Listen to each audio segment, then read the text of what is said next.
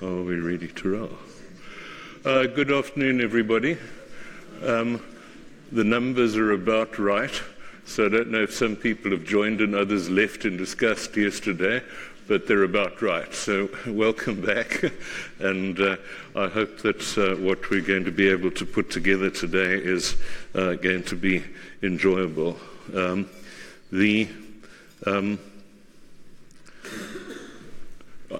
Yesterday I gave an indication of all the other people that should get a look in the story of British monarchy and Cape Town, and what I referred to as the odds and sods, which management didn't think was a good idea. But because the focus is principally on 1860, which we did yesterday, the 1925 visit of the Prince of Wales today, and tomorrow the 1947 royal visit. So I'm going to introduce very briefly, with not much commentary, just a section on the odds and sods. Prince Alfred died conveniently in 1900, so that brings the 19th century to an end. But there was a whole lot of activity between 1900 and 1925 when the Prince of Wales turned up. And I've sourced some absolutely marvelous pictures, and it's principally for that reason that I want to share them with you. So let's kick off with this one. Why have I got a split screen here?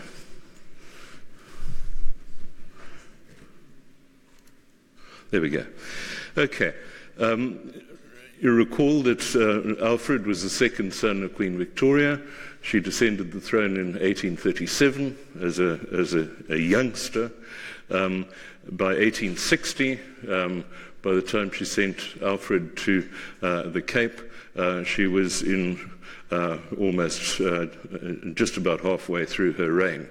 But on Alfred's return to Britain, after that tour of South Africa, within a couple of weeks, the Prince Consort died.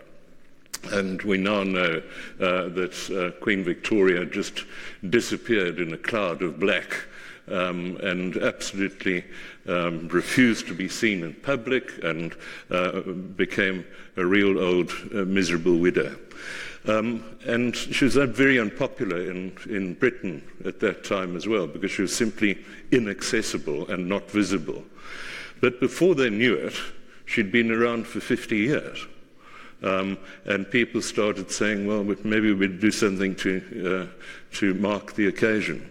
So these gentlemen, in 1887, the Queen's Jubilee Committee in Cape Town, don't they look like a barrel of fun?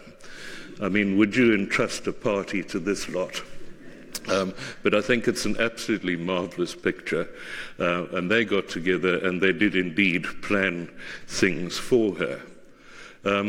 One of the important outcomes was the statue, which is still outside Parliament. And I think this absolutely marvelous bit of verse of Peter Bloem's. Hier het ons statues, elkeen soos 'n mens. O afduim Murray, hofmeier se pens. Hier's Jan van Riebeeck, badgat en aangetrek in sy plus fours. Cecil Rhodes wat jou wys waar die reisiesbaan lê. En ou missies, en voor die parlementhuis, ou Miss Victoria met haar klein span spek. I think it's absolutely marvelous. It takes all the dignity out of this and puts it into the vernacular.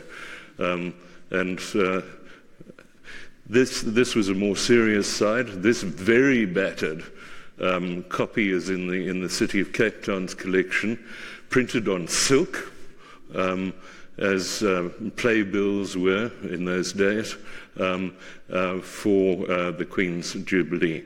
It's in very battered condition. The back is even worse, so I'm not going to show that one to you. And then before you knew it, she had passed away. And the women of Cape Town rushed to wreath over. I don't think that they did, because this wasn't inter flora, so they simply, although there seem to be gladioli in this wreath, which would give it a sort of a Cape flavour, and the letter from the governor saying, "Dear Mr. Mayor, it was with feelings of profound sorrow that I have to communicate to you the official confirmation of the death of our beloved Queen." So that was how Cape Town marked that occasion. So who's waiting in the wings but for a very long time? The Prince of Wales, Edward VII. This is a copy of the proclamation. It's a marvellous looking document. And again, a letter from the Governor-General saying, "Dear Mr. Mayor, I have the honour to inform you that His Excellency the Governor has received instructions that all flags are to be hoisted to the masthead at noon today and to remain there until sundown in honour of the accession of His Majesty the King." And this they did at the townhouse on Greenmarket Square. I mean, the place can barely stand with all those people on it, decked out principally in black for the death of Queen Victoria, but livened up with a bit of bunting. All of the big names in Cape Town attended this important event, the announcement, the accession, the proclamation of the King. And I'll show you some others, but you look at this page here, heading up the Mayor of Cape Town, Thomas O'Reilly, the Chevalier O'Reilly, and Thomas Ball, who's the Deputy Mayor. And then if you look at the town councillors who are on page 1, all of these people became extremely big names in Cape Town's history. John Parker, there's, who have we got down here? Thorne, who became a mayor in time as well. So it's an extremely valuable document. And it's contained in this magnificent album. And it's still in extremely good nick, I'm pleased to say. Along with the accession, the proclamation, obviously came the coronation. And Cape Town, like every other major city in the empire, took it very seriously. These are from the city's collection, a souvenir program of the coronation of Edward VII, and then all these other people that ride the same occasion. The Governor-General and his wife, the Mayor and his wife, and I beg your pardon?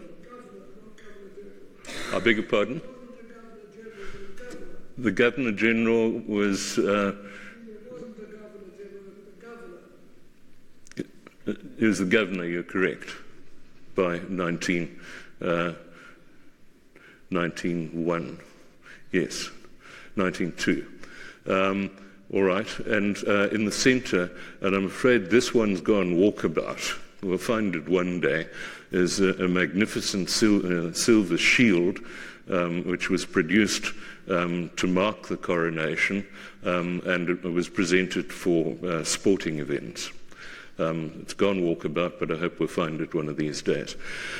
One of the outcomes, too, was the erection of a statue of King Edward, still there, slightly grimier, outside the City Hall.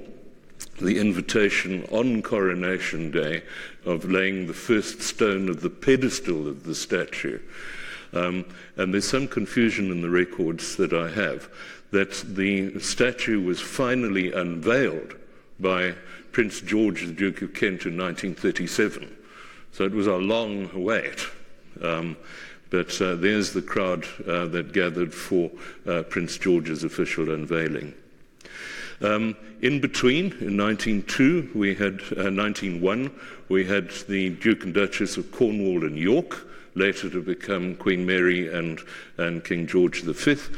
These were photographs presented by them to the Mayor of Cape Town, Thomas O'Reilly, and this rather cheap and nasty commemorative lapel badge that was also issued for the occasion.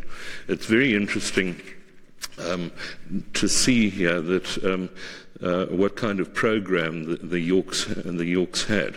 Their principal purpose was to open the first Parliament of Australia via Gibraltar, Malta and Suez. and they left on the 9th of May in HMS Ophir, which was rented from the Orient Line and was, for these purposes, served as the royal yacht. They returned from Australia and New Zealand en route to Canada, and they moored in Simon's Bay on the 18th of August. They were here for a matter of days. The Duke of Cornwall and York had been unanimously elected by the convocation of the University of Good Hope, the forerunner of UNISA, and he was installed as Chancellor, who promptly gave him an honorary doctorate in law. And for a long time, the UNISA crest had in the top bar the White Rose of York. They only ditched it quite recently, when it was pointed out to them what it was. So that disappeared. But this sort of obsequiousness from the university on the occasion, they craved permission to approach the throne in deep sympathy and remembrance of our gracious foundress, Queen Victoria, from whose charter we draw recognition and perpetuity. So the entire trip that they had, I think there's one other slide to do with their time in Cape Town. Yes, that's the railway station, dressed overall to welcome them, a bit festive. And the drill hall, not a female guest in sight. And this was a banquet for the Duke and Duchess of Cornwall and York in the drill hall, because it was before the City Hall was built. So this was the only major space available. And of course, the other most important thing that they did was to lay the foundation stone of the new St. George's Cathedral. You can see that foundation stone right at the bottom of Government Avenue, just off Adley Street. And somehow you can work out that in the course of the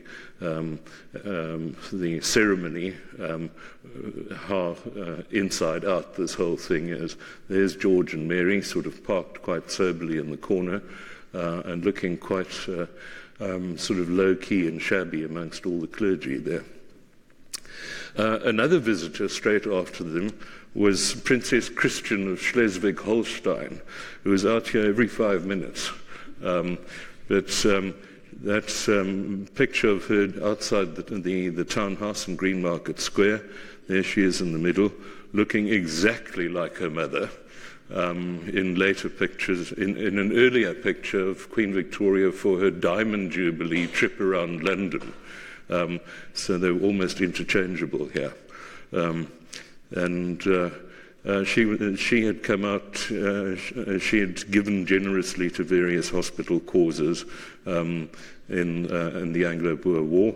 And in fact, it was her son, Prince Christian Victor, who was killed in the Anglo-Boer War and is buried in what is now Heroes Acre in Pretoria, not too far from President Kruger, whose tombstone keeps on being knocked over. This was the loyal address presented to Princess Christian, and the city has a marvelous collection of all of these illuminated addresses and documents. I mean, it really is something so fantastically valuable. And the trouble that was taken with things like this, when you consider that we just sort of knock up something on the computer, some of us knock it up in half an hour on the computer, but this is the trouble that they went to in those days. The next big event was the death of the King, and yet another wreath made its way over from Cape Town, slightly more elaborate. And this is the standard letter that went out from Queen Alexandra to everybody who had sent anything, and this rather more personal letter which thanks the citizens for their gesture, and also on behalf of the sisters of the King. So next up was the next king, George V. and we go through the same rigmarole. I'm afraid I don't have any photographs out whether the townhouse stood up to the next such occasion, but in that same album, these are the important people who attended and who signed, and there's some interesting names here. Head of the list, Councillor Abdurrahman, who was a very senior councillor by that time, and if you look down the list, there are people who had been on the council for years already. Thomas Ball, Forsyth, partner of Parker, Harry Hands, who became a mayor in time and was important for the First World War mayoralty. Who else have we got here? Purcell and Lieberman at the bottom here, who'd been around forever. But they were all ordinary city councillors and just serving. George V's reign patters on until Cape Town celebrates his Silver Jubilee in 1935 on the Greenpoint track with a pyrotechnic display. And of course, a year later, he was dead. The very next visitor, in terms of time, was Princess Marie Louise, this rather serious-looking lady here, who looks like she wants to have a word with Interflora with that arrangement that has been given to her. Amazingly, she survived forever.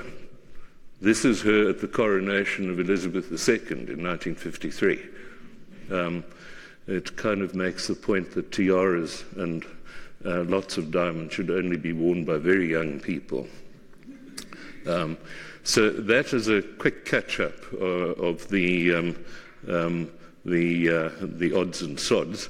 So let us now start on the main purpose, which is our friend the Prince of Wales.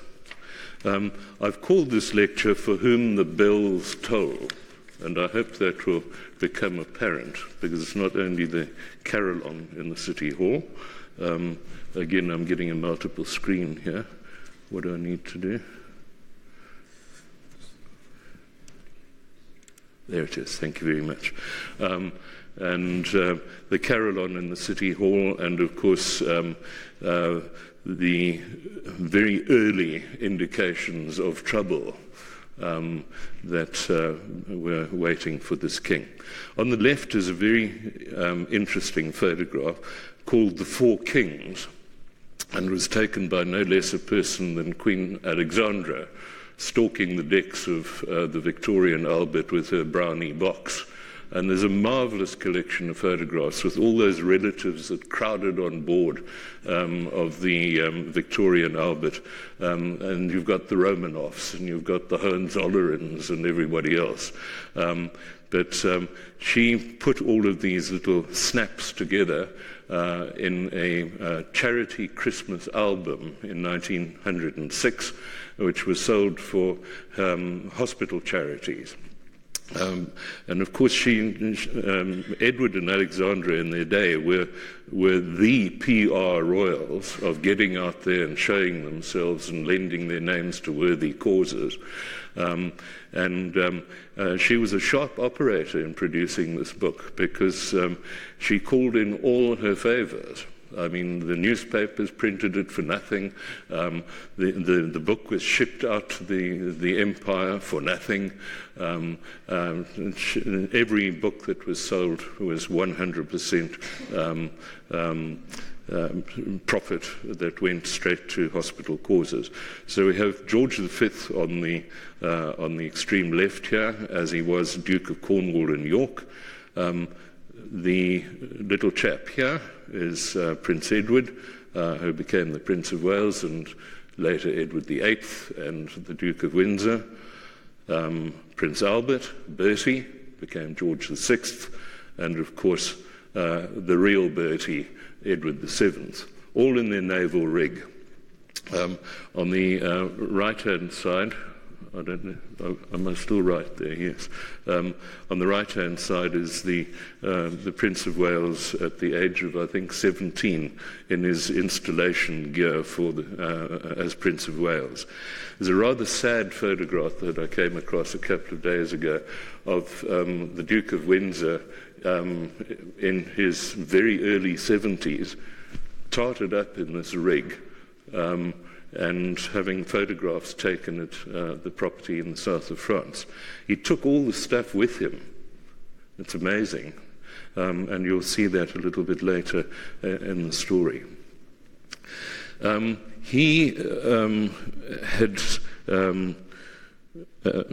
He was on his fourth and final empire tour when he arrived in South Africa in 1925. A tour of Canada and the United States in 1919 took 4 months.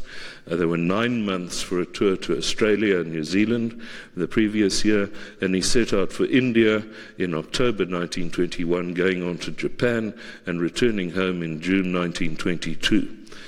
In his memoirs, the Duke of Windsor said that they were designed by Lloyd George as a princely odyssey to all the British communities scattered about the globe.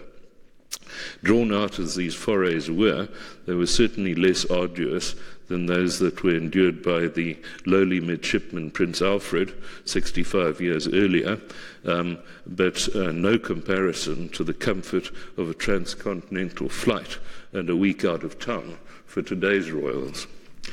So HMS Repulse bore him out of Portsmouth on the 28th of March 1925 through a 3-mile review of 2 rows of Atlantic Fleet warships.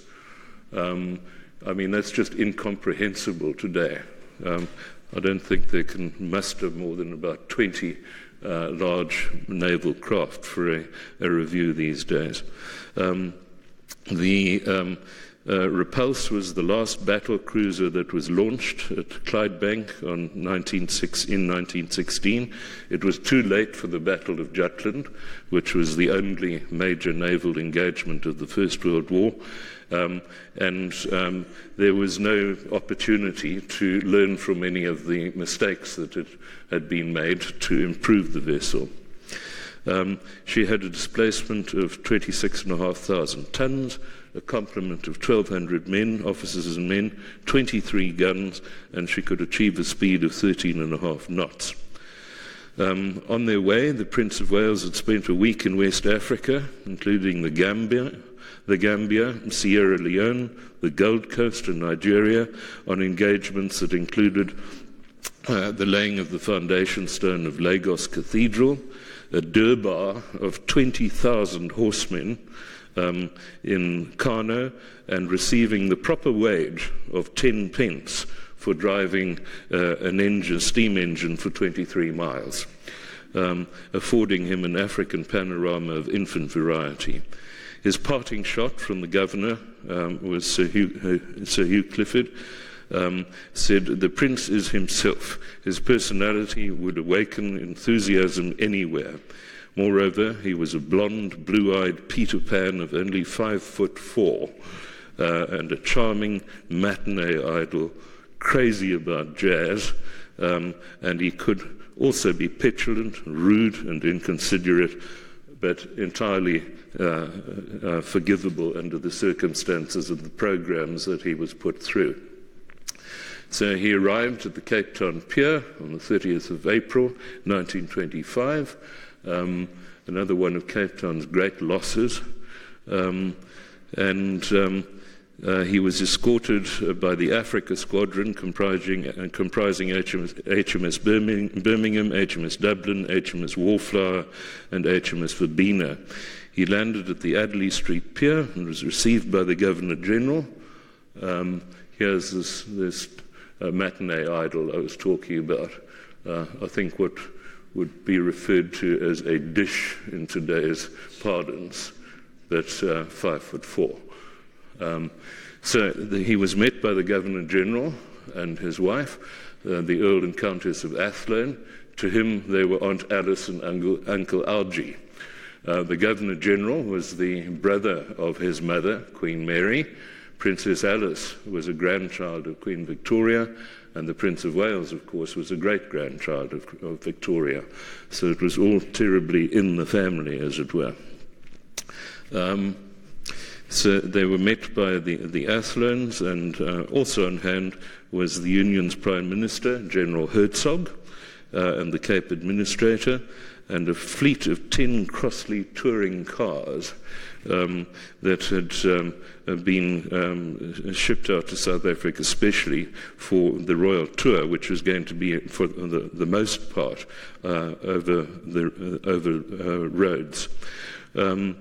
The cavalcade set off up Adderley Street and St George's Street. This is how it was recorded by Caldecott, which is one of my favourite paintings, and sometimes gets a showing at the National Gallery. But all that colour is, of course, transposed to a black and white photographic record of them coming down Wales Street and about to enter Government Avenue. Old St George's Cathedral on your left, crowds at least 10 to 15 deep, and remember this exact spot when we look at some pictures tomorrow of the 1995 visit of Queen Elizabeth. They arrived on the Grand Parade, this marvellous Crossley tourer. Wouldn't it be splendid to drive around in that? Don't know how it would take the freeways.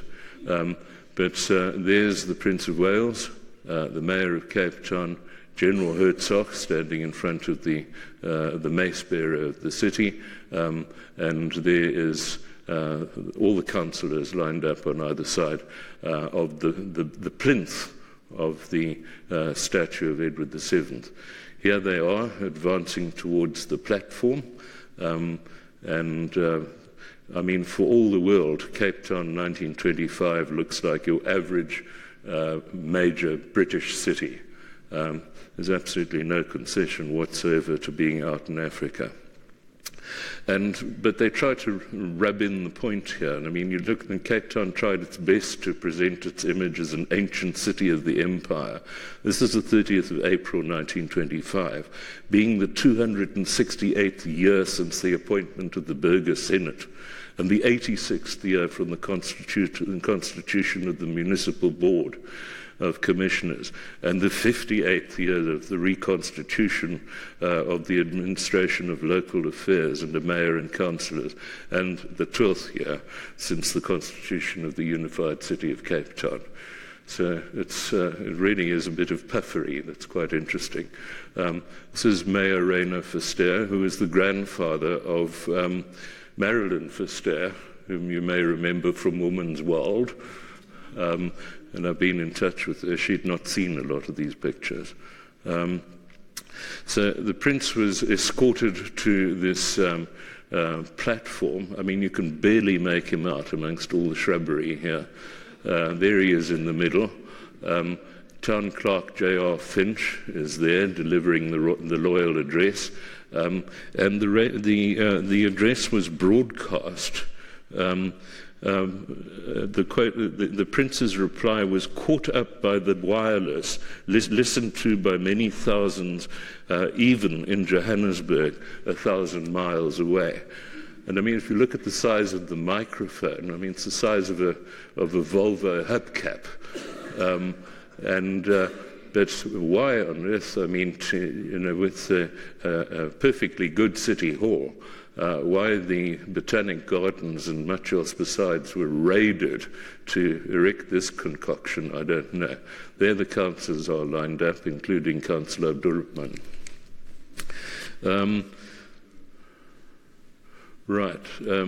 Inevitably, he had to attend a council meeting after that. There he is, all 5'4" of him. This is in the old council chamber of the City Hall of Cape Town. A painting was commissioned of this exact event taken from the photograph. It's an enormous thing, and I don't know that we have got a wall anywhere in the city that would accommodate it, but maybe we will be able to put it back in the City Hall at some stage. Right. The motorcade, after this council meeting, took a circuitous route to the paddocks outside where the Great Synagogue is now, so that His Royal Highness could hear the assembled children sing before a 20-minute stop at Government House, so that he could change into a suit. And then he returned to the City Hall for a civic lunch at 1 o'clock, and the City Orchestra playing throughout the lunch. At 3 o'clock, he was whisked off to the Greenpoint cycle track and a military parade of surviving South African veterans and nurses of the Great War. With personal experience of the front line, he always made a point of spending time with former comrades in arms, and his natural empathy made him a popular and caring figure. Over 50 troops of packs and of brownies and Boy Scouts and church lads brigades were inspected by him as well on that occasion. And interestingly, quote unquote, facilities for coloured people were provided on the Greenpoint Common, well out of sight and close reach. And you know, their kids were also scouts and church lads, all in integrated organisations in those days, but the cheering parents behind the ropes and out of sight. The next morning, on the 1st of May, at 10 o'clock, he was installed at the City Hall as the first Chancellor of the University of Cape Town. And we will come to that in a moment. This was unbuilt. This was Solomon's design for the University of Cape Town, which had outgrown its site at the top of Government Avenue, and the land, of course, had been acquired by the Rhodes Estate at Kruterskuur, and this was the vision for the new campus. Merely 7 buildings, intended never to grow much larger than about 2,000 students, and Keku Leghorns know. Right, so the Crossley tourers after the installation must have been the ultimate way to take the scenic route through the city, the Atlantic seaboard, Hout Bay, Chapman's Peak, Noordhoek, Fishhoek, Cork Bay, St. James, Muizenberg and Turkey, with pockets of flag-waving school children at nearly every bend in the road. There was a lunch at Groot Constantia, hosted by the Cape Administrator, and then the party made its way to this site below Devil's Peak at the university. There, the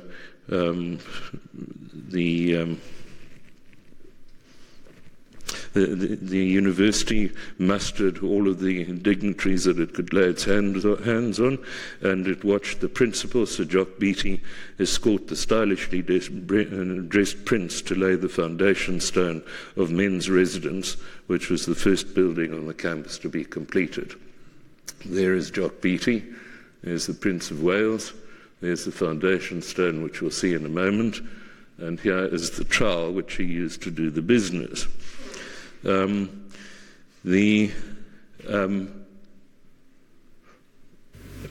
Missing a slide here. What has happened? Oh dear. One slide's gone walkabout. Sorry. The foundation stone refers to him as Prince van Wallis, which is a sort of a funny portend of the person that was going to cause all the trouble in his abdication 11 years later. So Prince of Wales became Prince van Wallis. There's an interesting story behind the trowel here. The Prince van Wallis the weird doesn't stop there. In 1986, Mohammed Al Fayed acquired the lease of the Windsor Mansion in the Bois de Boulogne, where the Windsors had lived in exile for 34 years. He restored it, and he bought all the contents, and he turned it into a bit of a museum. He later terminated the project, and he put the whole collection up for auction. Poignantly, amongst the 40,000 items listed on that auction, and I mean everything, the Pug's bowls, the bed linen, everything with the Wallace and Edward ciphers. Poignantly, this trowel was included in the 40,000 lots, which realized $23 million in those days. There were many other gifts and trinkets that he'd received on the royal tour, most of which I think we would have thrown out years ago with the rubbish, sort of baby stuffed ostriches and carved Watsits that you get from curio shops. But I tracked, as I say, I found this trowel in the catalogue, and I contacted Mohammed Al-Fayed and said, wouldn't you like to gift this to the University of Cape Town? It means far more to them than anybody else. But my timing stank. It was in the same week that Dodi and Diana died in Paris. The auction was delayed till the following year. We put in a bid for it, which obviously didn't touch sides. It's bought, and it's out there waiting to be discovered again. So we'll see whether it eventually turns up.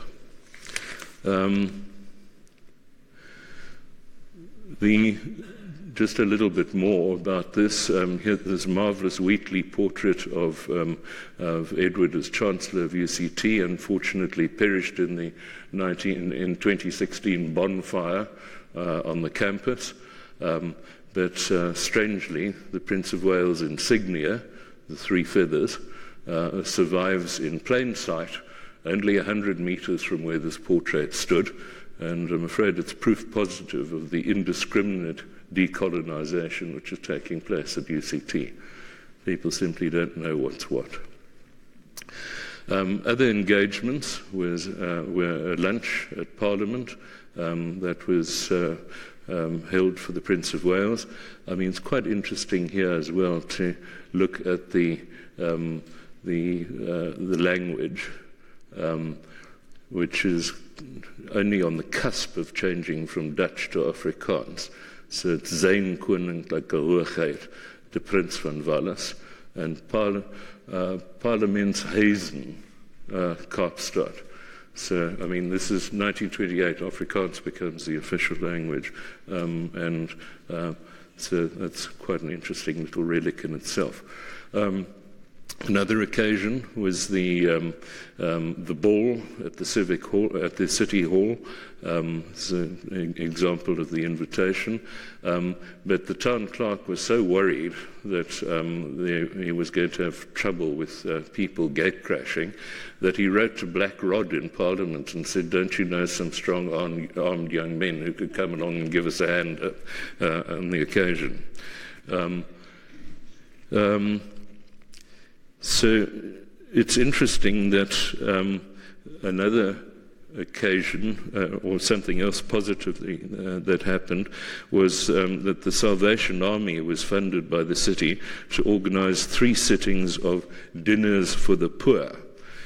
500 Europeans and 1,000 colored people, but no African.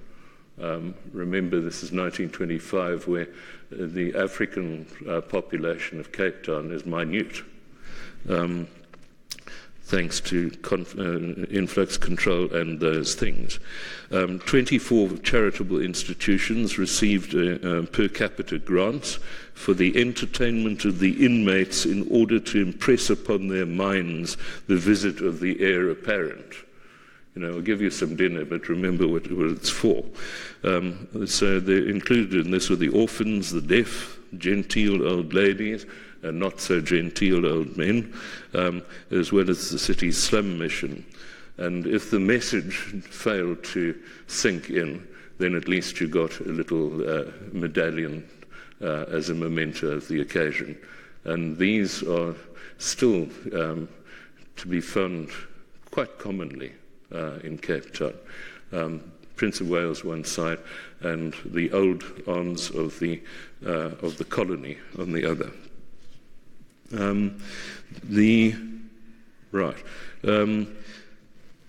On the following day, in the memoir of the King's Story, which the Duke of Windsor wrote much later, he devoted precisely one sentence to Cape Town. He said, "I spent 5 days in the capital, making the customary rounds and meeting all sections of the community." 8 weeks in the rest of the country did a little better. It merited 2.5 pages. So there were no engagements for him on Sunday the 3rd of May. He didn't go to church like his predecessors or his successors. And he started the royal tour by car to Somerset West, Stellenbosch and Paarl, and at the beginning of a 13,000-mile journey. About a third of that was covered by road. He went through the whole of the vast Cape Province, from Mthatha to Mafeking, to the Orange Free State, Basutoland, Swaziland and the Transvaal, where he was feted on his 31st birthday in Johannesburg, and he opened Wits University.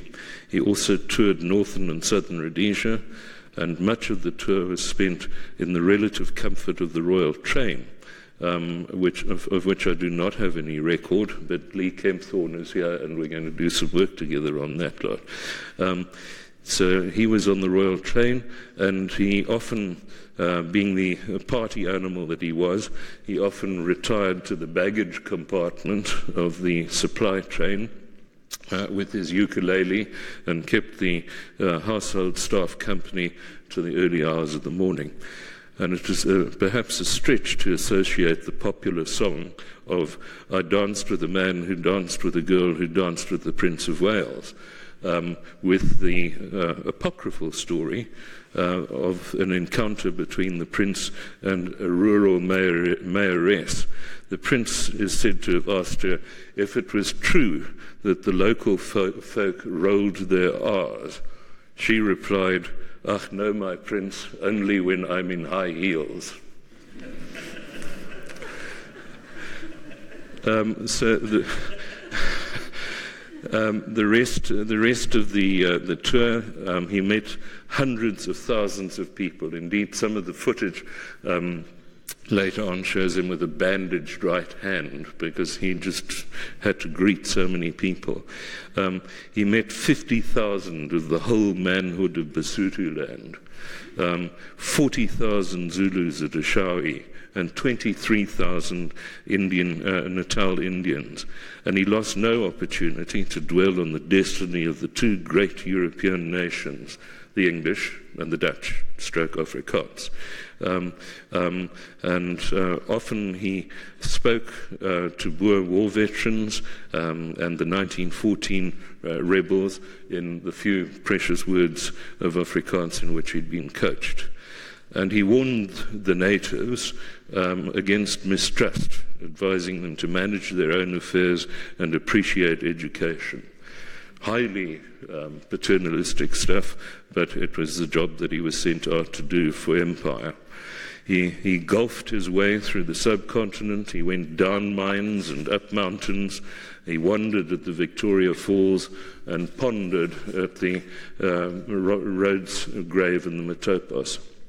The wildlife of Africa must have heaved a sigh of relief when the tour ground to a halt.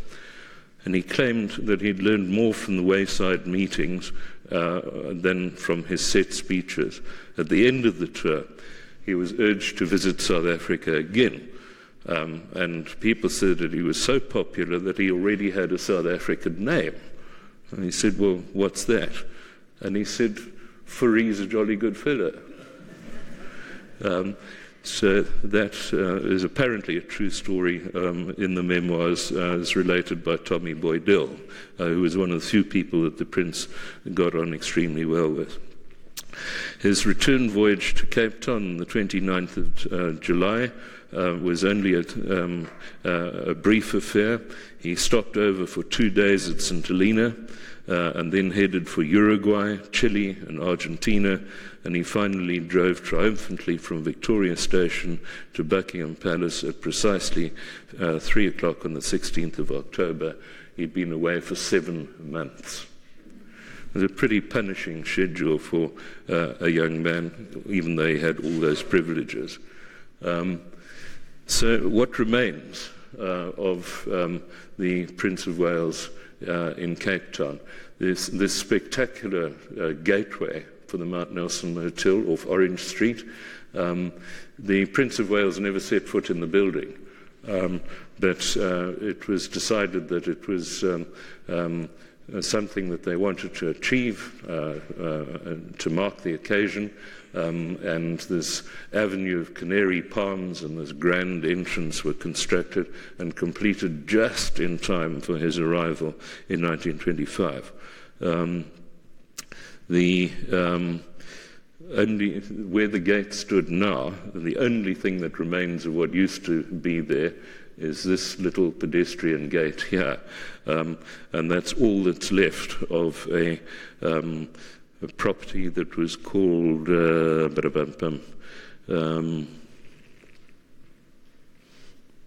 is it? Oak House, a 36-roomed Victorian mansion. So that was demolished in the name of loyalty to the Crown, and that's what we got instead. Now, I referred to the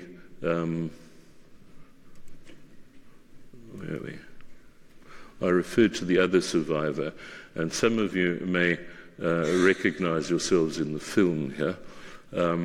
The Carillon, of course, was Cape Town's tribute to the fallen of the First World War. It was the largest collection of bells in the Southern Hemisphere at one stage. And within a week of armistice in 1918, the mayoress of Cape Town had said it would be a jolly good idea to have a carillon as a memorial to our men, and we'll install them in the City Hall. They were ready by 1925, and I didn't dwell at all on the exposure that they got on that occasion. On his way up from the harbour, up Adley Street, you had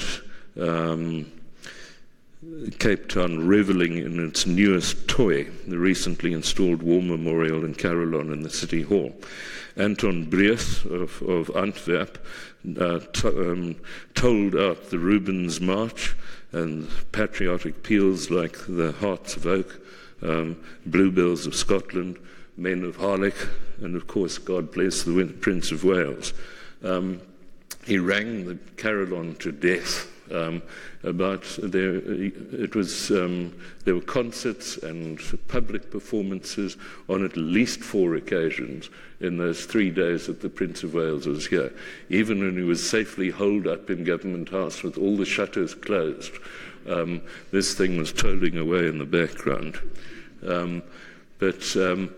This is what it looks like inside. There is a move now to do something significant about restoring the Carillon and getting back to it being regularly played in Cape Town. This is how it works. Where's the sound gone?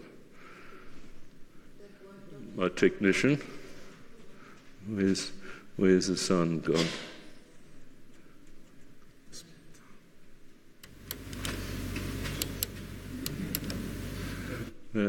No sound.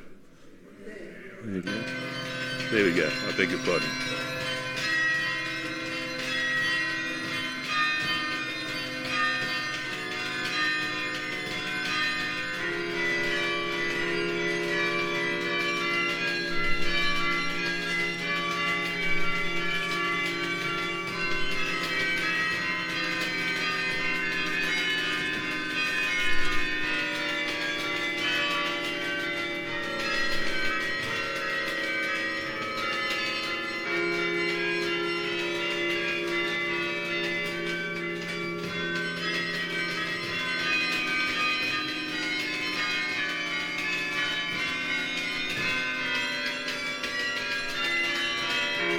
carillon is housed here, and this is the tiny room where the keyboard is. So you need both hands and feet.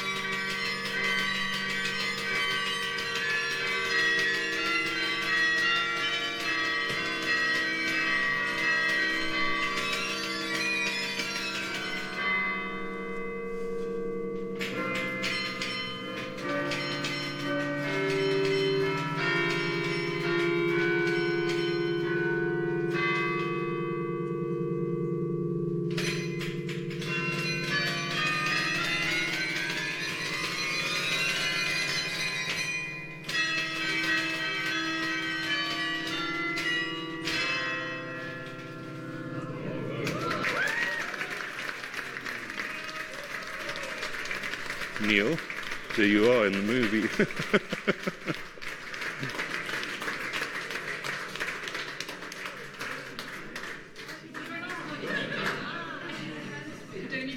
Okay, that's the carillon. To end on a slightly sadder note, I'm afraid I'm in a pushover for the fate of ships.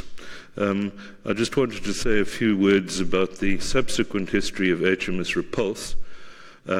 She underwent a refit in 1939 in time for the Second World War. She acquired more armour and anti-aircraft guns, and initially she escorted troop carriers between Canada and Britain.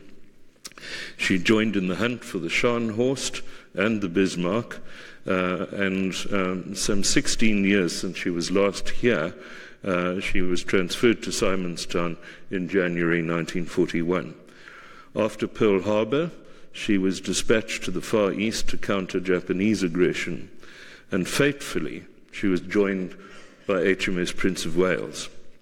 On the 10th of December 1941, HMS Repulse became the first ship to be sunk in an open sea from the air, and she went down with 508 hands.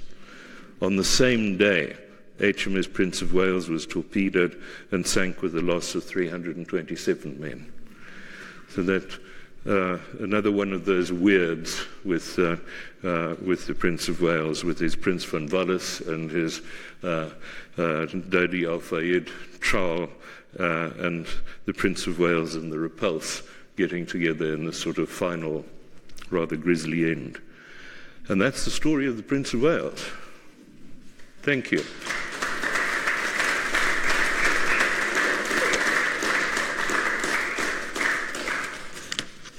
We have time for questions if anybody would like to ask.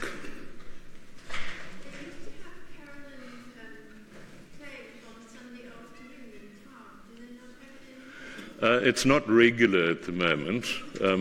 There was some restoration needed, and for a long time we didn't have a carillonneur.